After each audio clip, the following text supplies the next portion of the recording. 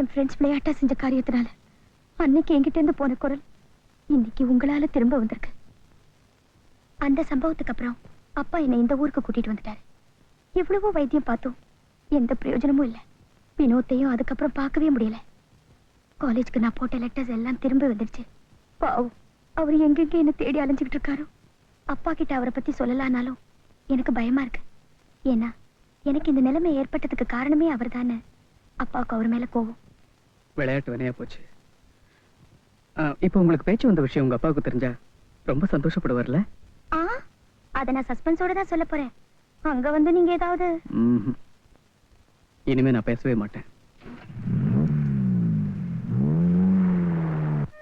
அம்மா தாயே பராசக்தி, என் பொண்ணுக்கு பேச்ச கூடமா. அவ பேசுறது என் காதார கேட்டுட்டா நான் நிம்மதியா போய் சேர்ந்துருவேன். நீ போய் சேர வேண்டியதில்லை. உன் மகள் நிச்சயம் பேசுவாள். யாரு? அம்பாளா பேசுறது? அம்பாள் எந்த காலத்தில் பேசினாள்? அப்பா, உங்க மக சீதா தான் பேசுறேன். அம்மா சீதா, நிஜமாவே நீதான் பேசுறியா இல்ல கனவா? இல்லப்பா, கடைசியில் அம்பாள் கண்ணை திறந்துட்டாமா.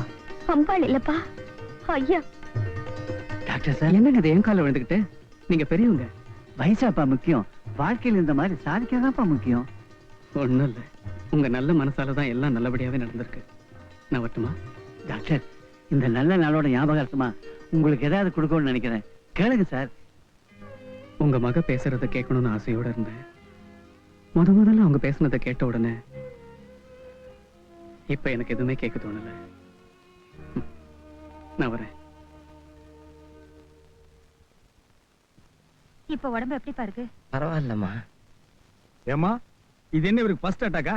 இல்லைங்க, ஏற்கனவே 2 அட்டாக் முடிஞ்சு போச்சு. இது 3வது அட்டாக். என்னம்மா அது இந்திய எல்லையில ஆர்மி அட்டாக் சொல்ற மாதிரி சொல்லிட்டு இருக்க?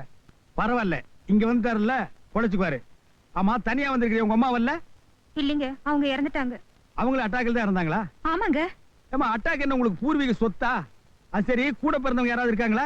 எங்க அப்பாவுக்கு நான் ஒரே ஒரு பொண்ணுங்க. Okay, good girl. யோ, அட்டாக் வந்து முடிச்சு பார்க்க கூடாது, மூடிக்கியா? யார் இது வரிசையா வரானுங்க? சின்னசாமி, இப்ப உடம்பு எப்படிப்பா இருக்கு? பரவாயில்லைங்க. இந்தாமா. இது என்ன வாங்கிட்டு வந்தியா, வழியில புடிக்கிட்டு வந்தியா? டாக்டர் என்ன சொன்னாரு? தீந்து போயிடும்ட்டாரு. இல்ல, வியாதி தீந்து போயிடும்ட்டாரு. ஆமா, இவ்வளவு அன்பா விசாரிக்கிறீங்களே, நீங்க எல்லாம் யாரு? அவருக்கு நாங்கெல்லாம் உயிர் நண்பர்கள். அவர் உயிர் வேற, எங்க உயிர் வேற இல்ல. இவர் மட்டும் செத்தாருன்னா எங்க பொழப்பே போயிடும். இவரு இவ்வளவு பெரிய ஆளா?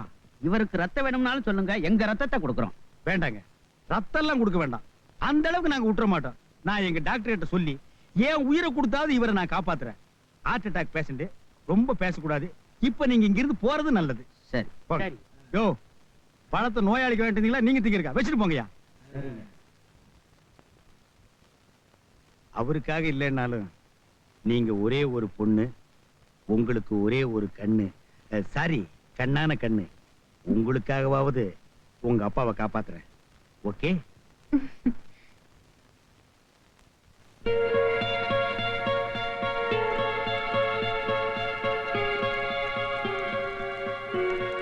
ஓன் கண்ணு, ஊரு கண்ணு, ஏன் கண்ணு, எருது கண்ணு, காக்கா கண்ணு, கருப்பு கண்ணு, நாய் கண்ணு, பேய் கண்ணு. இந்தாங்க, துப்புங்க துப்புங்க.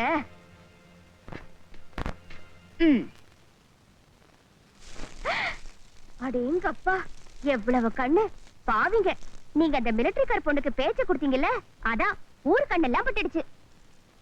எந்த திஷ்டியும் என்ன ஒண்ணும் பண்ணிடாது. இந்த ஊர் பொம்பளைங்க கண்ணு ரொம்ப பொல்லாதது.